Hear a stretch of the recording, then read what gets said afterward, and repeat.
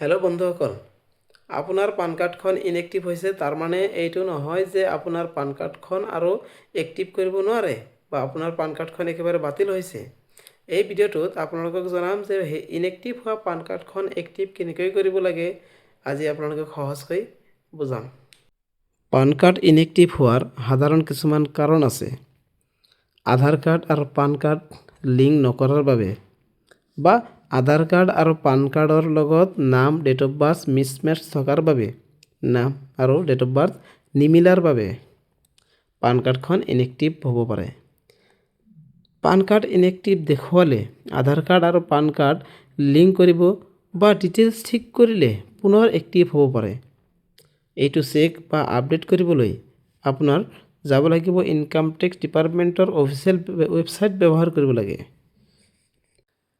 PAN card inactive মানে card বন্ধ নহয়। এই ভিডিঅ'টো অকল এডুকেশ্যনেল পাৰপছৰ বাবে। অফিচিয়েল ডিটেইলছৰ বাবে আপুনি যাব লাগিব incometax.gov.in। এনেকুৱা ধৰণৰ সহজ তথ্য পাবলৈ হ'লে মোৰ ফেচবুক পেজটো ফ'ল' কৰিব আৰু ইউটিউব চেনেলটো ছাবস্ক্ৰাইব কৰি ভিডিঅ'টো লাইক কৰি শ্বেয়াৰ কৰি দিব। ধন্যবাদ।